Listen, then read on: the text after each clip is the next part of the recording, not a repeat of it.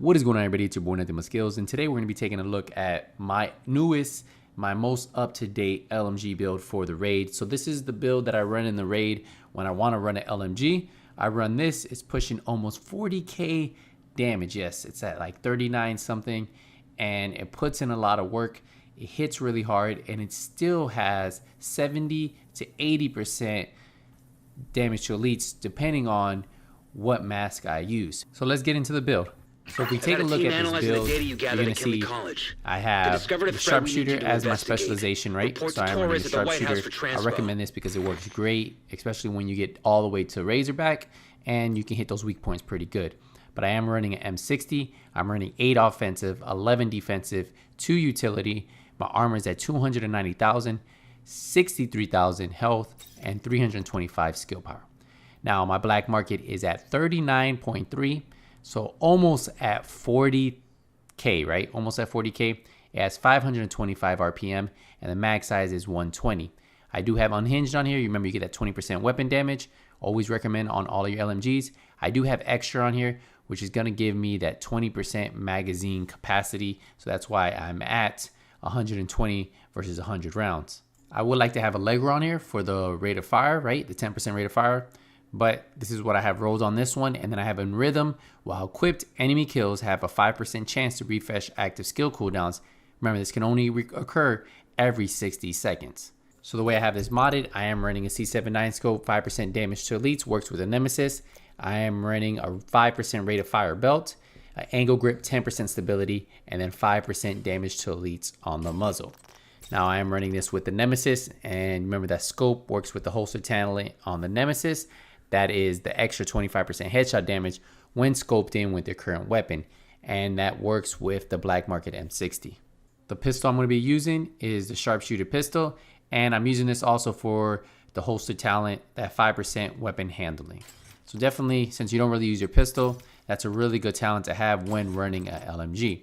But let's get into the build itself. So I am running a Badger Tough mask. I do swap this mask out, but I like running a 2-piece Badger Tough all the time because you get that 15% armor percentage on kill plus the 7% damage to elites. Now if I'm not running that mask, I'll run this Murakami one, and this is going to give me that 8% health.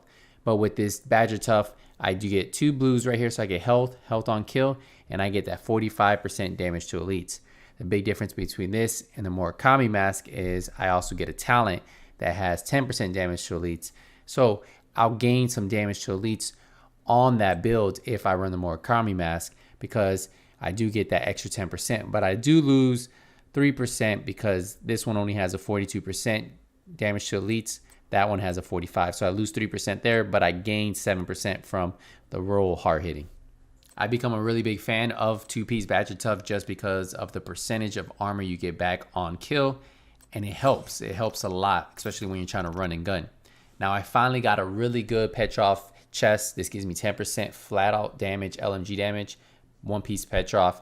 Then this does have 2 blues, a red, and a yellow attribute. All Petrov pieces always come with a yellow. So we have skill power, we have health, we have armor, and then I rolled 14.5% weapon damage on this. I also have Unbreakable on here, and I'm able to hit Unbreakable because I have 11 defensive, and that gives me that 70% of my max armor back. It's repaired when your armor is depleted. Armor kits used within the next 7 seconds are not consumed. So this works great. Now, this also has a defensive mod that's going to give me armor, 5% total armor, and then explosion resistance. Now we get into one of my favorite pieces, the holster. If you guys don't know how to get this, I'll put a link to this up top, and you can also check my main channel.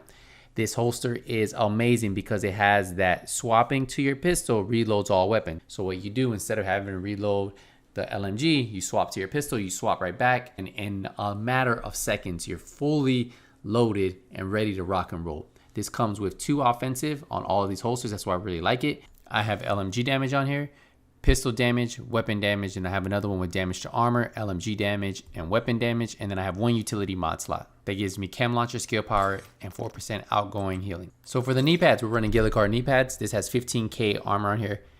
If you can get those percentage armors on your Kneepad, that's going to be the best bet. This Gilligar gives me also 5% total armor, but you want to have that total armor on here. So if you can get a nice one, 10.5, 11%, 12% total armor on the Kneepads, that's what I would go with. I also love having patience. After being in cover for 5 seconds, armor repairs 5% every 1 second. So this holster does come with 2 defensive mod slots. So I have armor on here, and then I also have one that has armor, total armor, and armor on kill.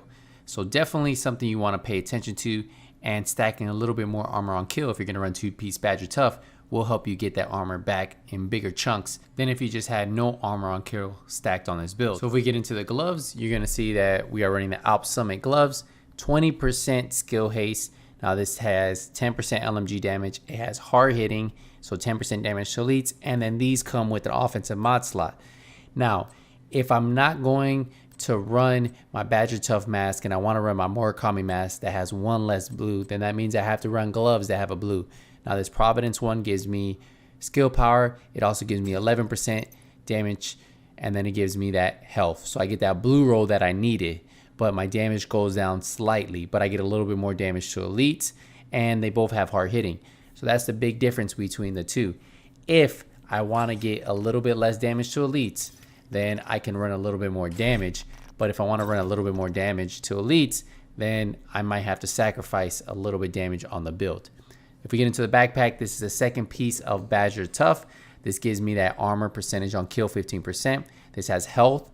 This has total armor, 9% weapon damage. I rolled that on there. It has 11k armor. And then if we scroll down, we have 1 offensive mod slot. Now this is going to give me 3% LMG damage and 2% weapon damage. Badger Tough is one of those backpacks that I recommend you getting because you get some really good rolls. Let's get into the stats so you can kind of see. So with my Badger Tough setup, I have 39k weapon damage. We're pushing 65% headshot damage. Remember, this is going to go up because of the Nemesis, another 25%, so we're at 90% headshot damage. We go down 40% stability on the build. Look, 50% all weapon damage, 49% LMG damage. It's a lot of damage just on the LMG itself. And then we also have 72% damage to elites on here, plus a 1% armor damage. Now what I'm going to do is I'm just going to swap out to the mask that has damage to elites, so everything's the same. And we go look and just look at that. So our damage to elites goes up to 79%, so almost 80%. So depending on what mask I want to use, whether I want to run this Murakami mask that gives me a little bit more health, or if I want to run this Badger Tough that gives me a little bit less health, but I get a little bit more damage and I get that damage to elites, that's the big difference between the two. Because remember, if I switch to my Murakami mask, I have to put the other gloves on and I can't run the extra offensive mod slot. But this is my setup. This is really the setup that I like going to. I don't have any issues running this setup, and I have a lot of fun running it. The skills I run with are the Chem Launcher. Now the Chem Launcher is going to heal me for 68,000.